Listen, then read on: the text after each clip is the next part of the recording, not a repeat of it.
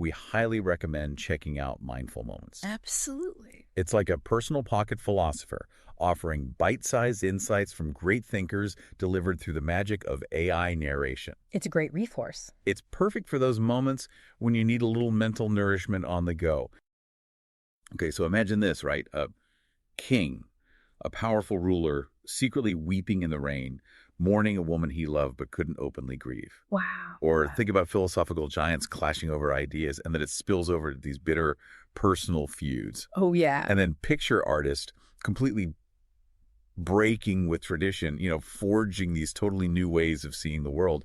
And this wasn't some, drama or fiction. Right. This was 18th century Europe, a time just exploding with ideas and art and intensely human stories. Totally. And we've got this really amazing collection of historical accounts that let us kind of explore this era from all these different angles, right? Yeah. We're going to get into like the inner workings of the French court. That. We'll witness like this burst of artistic innovation all across Europe. We'll engage with the Enlightenment thinkers and, even patch these intimate glimpses into the lives of the people who shaped this pivotal period. So cool. The goal is to go beyond just like recounting events, and really grasp those shifts in thought and the developments that emerged from this time. Right, because, we're all about those positive vibes. Absolutely. So let's jump right in and let's start in France because, it was a powerhouse back then. Oh, yeah, for sure.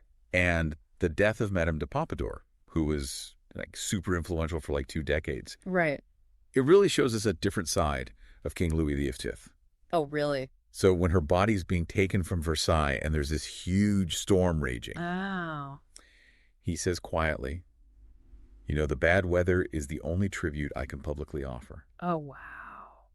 And people saw him crying too, which is so powerful, right? Yeah. It kind of humanizes this monarch who we usually think of as, cold and formal. It's a good reminder that everyone has these private lives, even the most public figures. Exactly.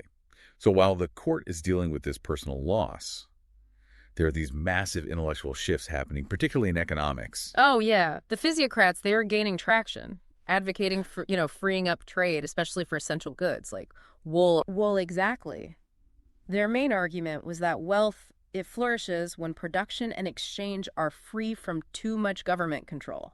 So basically, they were like, hands off the economy. Pretty much. It was a big challenge to the way people thought about economics back then. And what's amazing is how far these ideas spread beyond France. Oh, absolutely. Thinkers like Adam Smith, he actually met with Quesnay, a leading physiocrat. Right. And you can see their emphasis on economic liberty in Smith's work. Totally.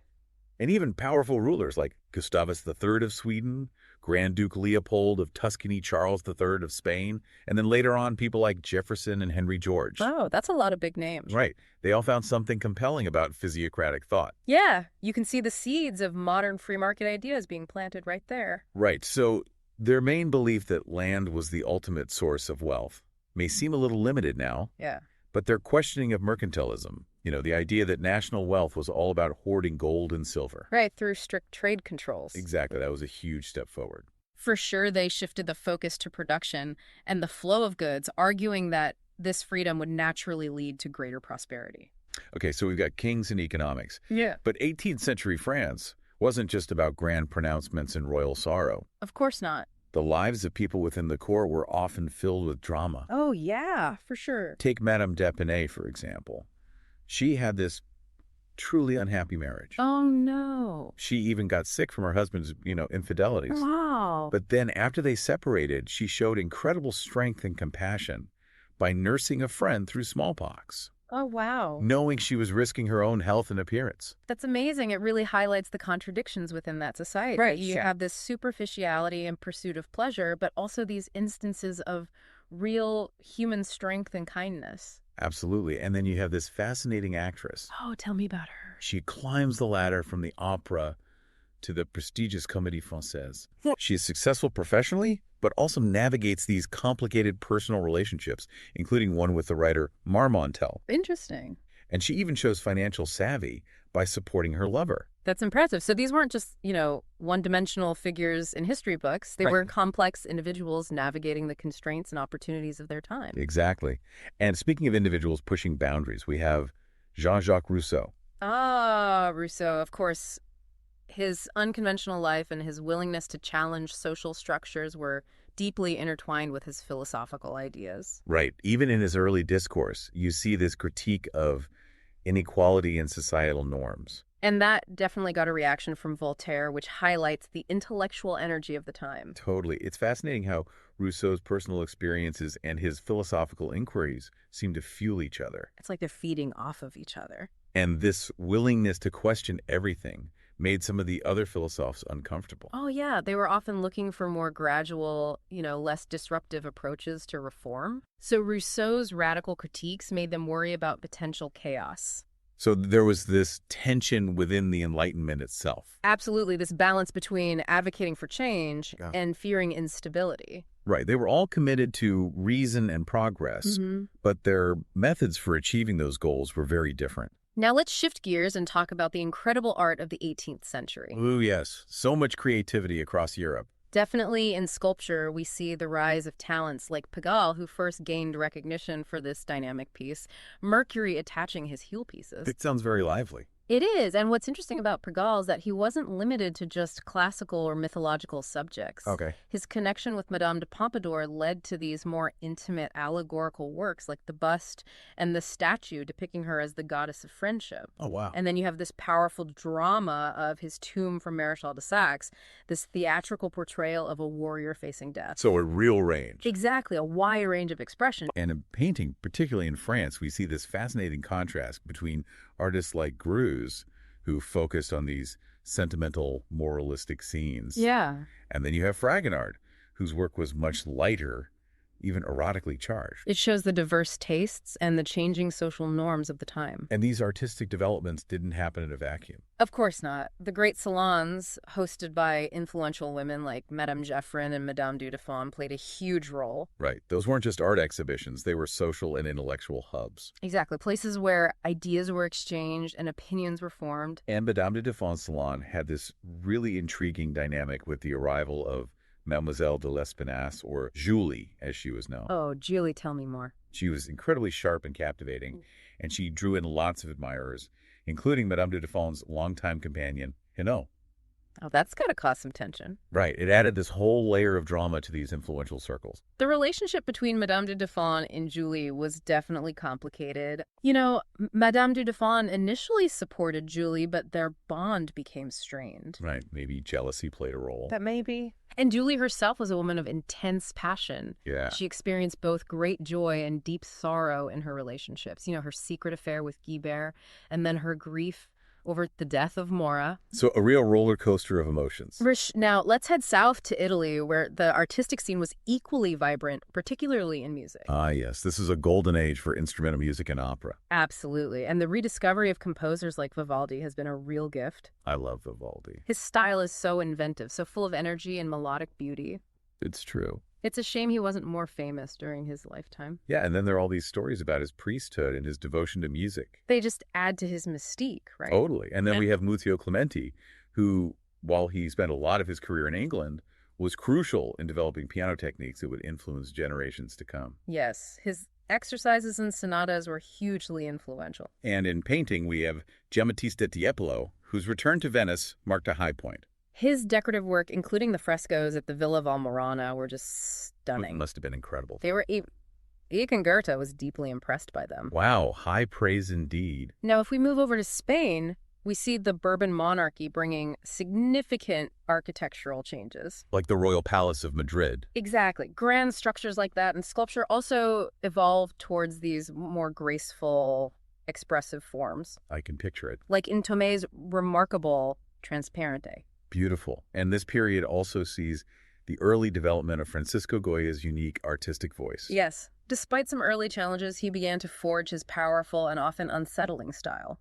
And his relationship with the unconventional Duchess of Alba must have played a role. It probably did, though. It's still somewhat shrouded in mystery. A little intrigue. Always. And it likely influenced his artistic exploration and his engagement with more personal and satirical themes. When we look back at these lives and ideas, it's amazing how these people grappled with such big questions about society, government, belief, what it means to be human. It is pretty amazing. If you're enjoying this kind of exploration, you might like Mindful Moments and our podcasts. What is that? It's an AI audiobook analysis YouTube channel where we dig into these kinds of themes, in literature and philosophy. Cool.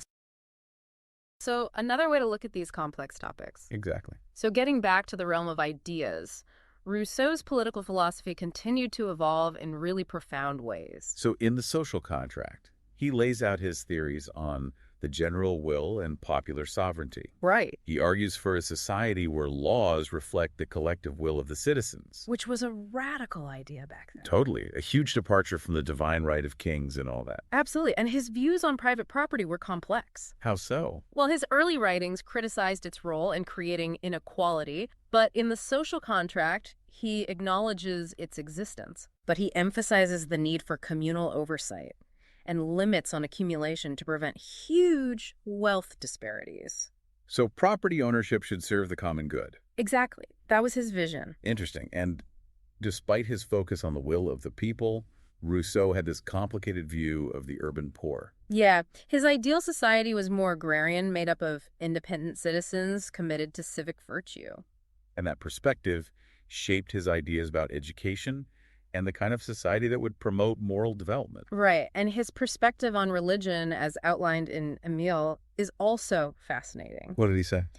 He saw religion as essential for a well-functioning society, Okay. advocating for freedom of conscience, and he even returned to his Calvinist roots. Really? Though with his own personal interpretation, Sure. he believed a spiritual foundation was key for moral order. So despite all his questioning of societal norms, he still saw a place for religion. Yes, but his educational theories in Emile were controversial. In what way?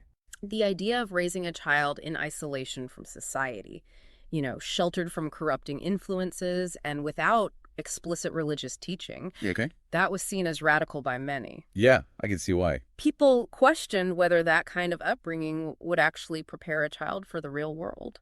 It's a good question. And his conversations with people like Boswell reveal a man full of contradictions. Yeah, and strong beliefs. Right. He expresses faith even while being philosophically skeptical. It's true, he defies easy categorization. Now, Voltaire, on the other hand, he had this huge intellectual influence. Oh, absolutely. Through his massive correspondence network and his tireless advocacy for reason and tolerance. And he engaged with powerful figures all over Europe, spreading Enlightenment ideals. Exactly, and challenging injustice everywhere he saw it. But we have to acknowledge the complexities and contradictions in his thought, too. Right. He championed reason and criticized religious persecution. Yes. But he also expressed some troubling anti-Semitic views later on. Which is a stark reminder that even the most progressive thinkers can hold deeply flawed beliefs. It's true, and it highlights a challenge of the Enlightenment.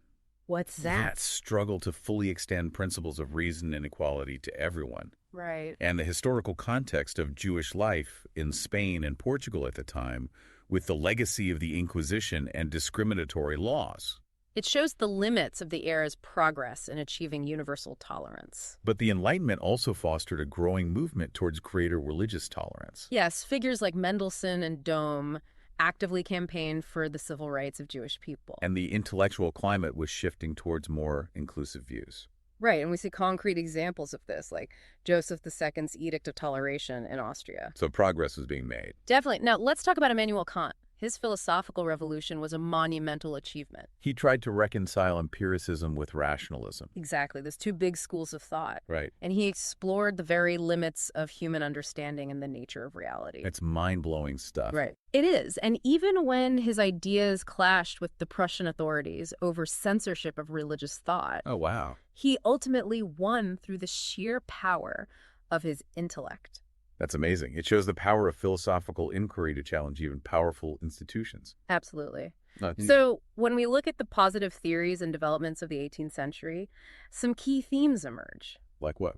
Well, the rise of physiocratic economics, for one, it provided an early and influential articulation of free market principles. Okay. And that impacted economic thought and policy across Europe, laying the groundwork for later liberal economic ideas. And the art world exploded with diversity and innovation. Yes, from the grandeur of Tiepolo's frescoes to the emerging individual style of Goya and the advancements in musical performance and composition. It was such a creative period. And Rousseau's social contract theory offered a powerful framework for understanding political authority. Right. Emphasizing popular sovereignty and the general will, which would go on to shape modern political systems, We also see this movement towards greater religious tolerance. though not always consistent. True, but with intellectual arguments for inclusion and steps towards legal reform in some places. And Kant's groundbreaking work in philosophy gave us entirely new ways of understanding knowledge, reality, and ethics. It really set the stage for so much of later philosophical inquiry. And even in the personal story of someone like Haydn, who achieved artistic success despite facing personal difficulties, Right. we see the power of dedication and talent to overcome adversity.